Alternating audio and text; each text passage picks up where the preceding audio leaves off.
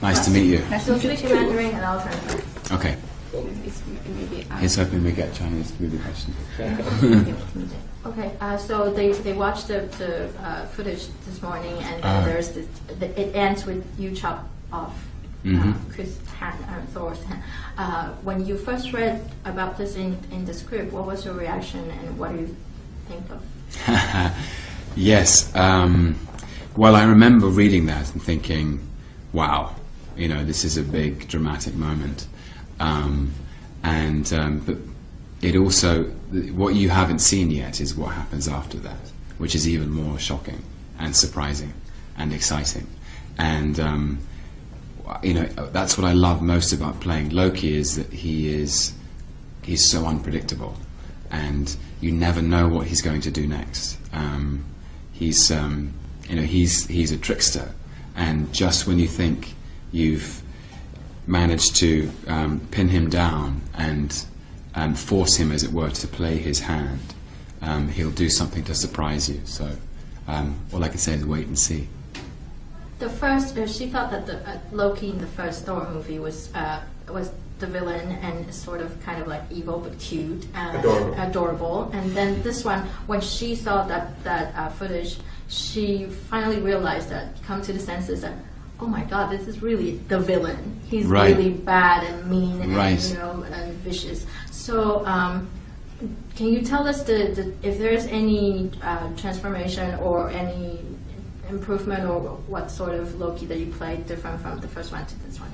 Well, I think his villainy, as it were, the things that make him bad, like all the most interesting villains in human history, is that they're motivated by very human instincts, even though they're very dark.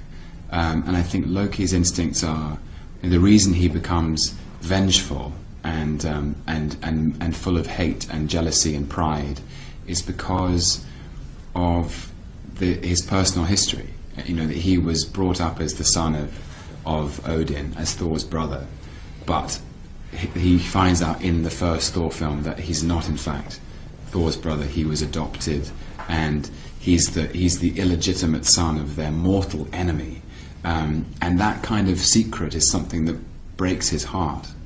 And as a result of that heartbreak, he becomes so angry that all he wants is acceptance and apology, and he doesn't get it.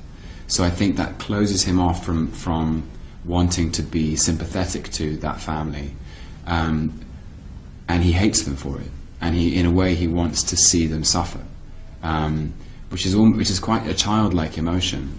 But at the same time, in all mythology, in the Norse myths, Loki he always had an inclination to mischief. He would always want to unsettle things. He doesn't like order, he loves chaos.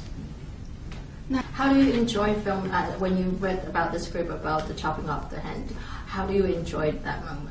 you just kick the crap out of him, right? Yes, I do. It's a circle, wow. Yeah, it's very powerful. It's real? I mean... Yes, it's real. Oh my God. Yeah, I mean, I didn't really know, but it's, as I say, with fighting on film, it's actually all about angles.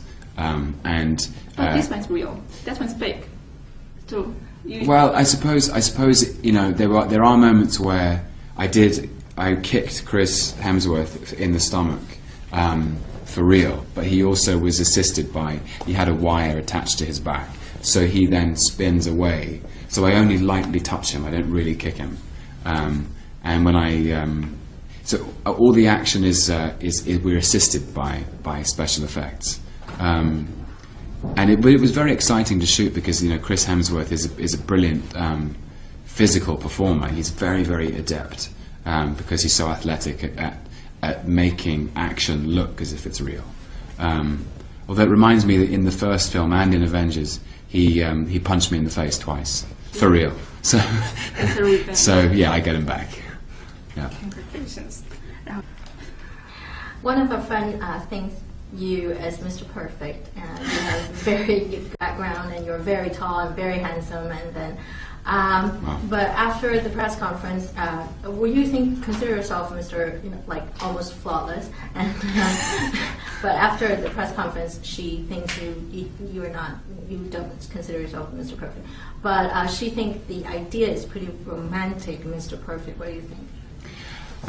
Yeah, I don't know about. I always think about. I think imperfection is perfect in a way. Because I don't think anyone is perfect. Nobody's perfect is that phrase. I think it's human to be flawed, and I think if anyone was perfect, they might be like a machine.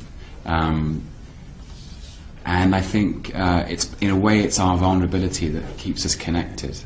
And let me tell you, I'm very far from perfect. I have to wake up in the morning and look myself in the mirror, and but I do think as an ideal, it's a wonderful thing to strive in life to be the best you can be, and to really to strive to be the best version of yourself. I believe very strongly in kindness, in good manners, in treating people with equanimity and sense of humor and all those things. I'm a very optimistic person, so I'm not perfect, but I'm trying to be. So the 50 sexiest people on Earth by the Empire magazine. The number one is Mr. Benedict Cumberbatch, yes, who's my dear friend of mine. Yes. Yeah. Okay. What are your thoughts on him? Winning over you. Listen.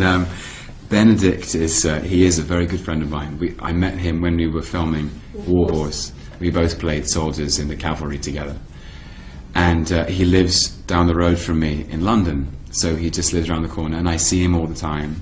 And I think he's an extraordinary actor. He's very, very gifted and very, very intelligent and kind and funny, and he's a friend, So. He's obviously very sexy. That's what the world thinks.